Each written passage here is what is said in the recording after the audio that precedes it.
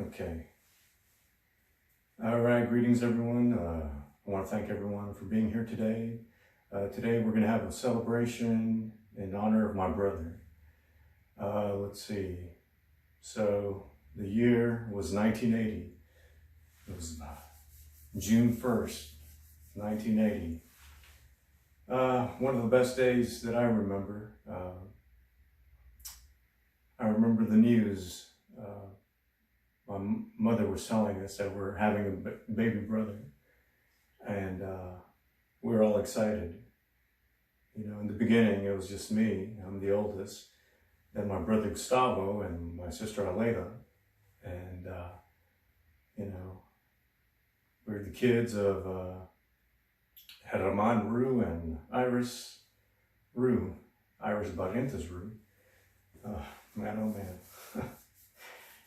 Growing up, we shared all of our toys. We played together. We could be outside all day long and just lose our minds in our imagination, and it was great.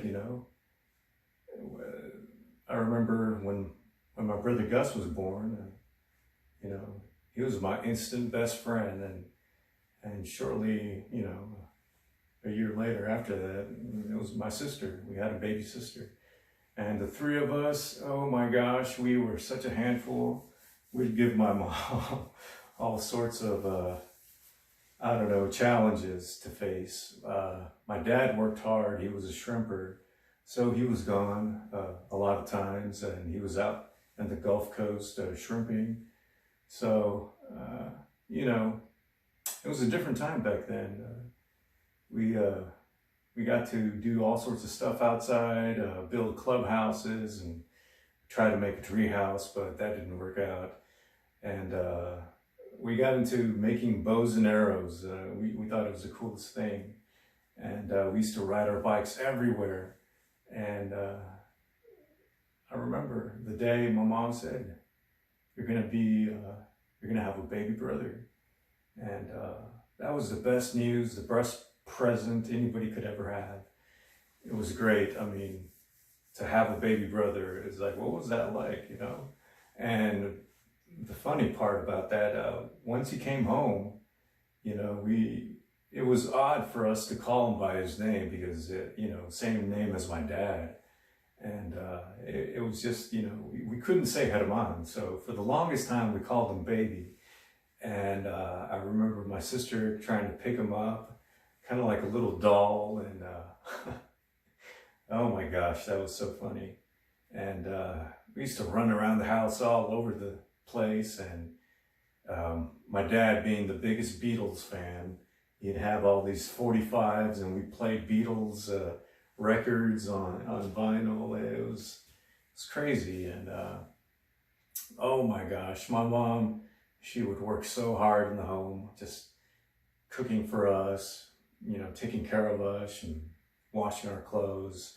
At the same time, she would teach us how to do stuff, to be independent, and the way that she did that, she would make it seem like some kind of project. It's like, hey, do you want to learn do you want to know how to do this? And I remember the first time she showed me how to use the washer, and I thought it was cool, and I was washing my own clothes at a very young age, but those were life lessons that I cherish till today. I can do all those things on my own. And oh man, my brother, we unfortunately lost him last Sunday on the 6th.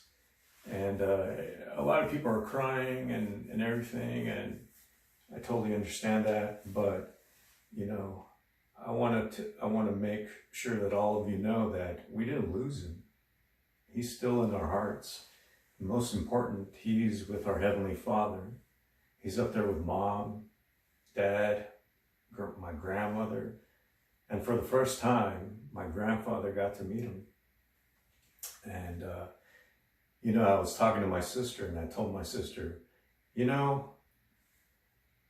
didn't lose him. He's going to be there for eternity. We're promised eternity, and I bet you Grandma's probably making him some tortillas and all that. And I shared the same thing with my Uncle Leo because I called to check up on him. And my little brother was, you know, he took him in like his own son after we lost our mom. And my Uncle Leo was there for him. And so was my grandmother. And oh my. And, you know, I asked my Uncle Leo, he's like, yeah, he's sad, but you know, when I told him about that, you know, he's probably up there and grandma's cooking all that good stuff, he kind of laughed and he's like, yeah, knowing your brother, he's probably eating all that good stuff right now. I'm like, yeah, he is.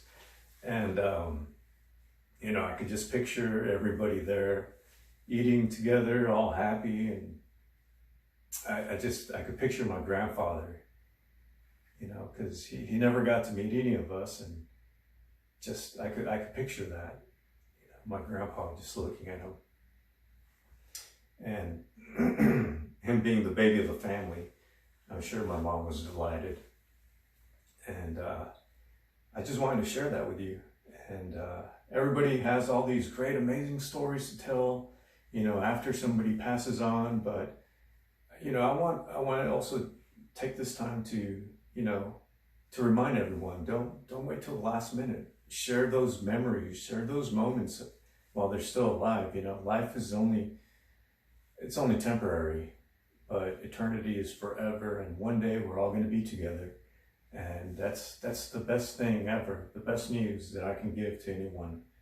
And I just wanted to share that with you guys. And, you know, he was a good man. He was a father. He was in the army. He was a soldier. I remember asking him, like, why do you wear why do you like all that camouflage stuff? Why do you want to be all military? He's like, because I look up to my uncles. And, oh man, we have a great family. And, you know, I just want to give this day today to honor my brother.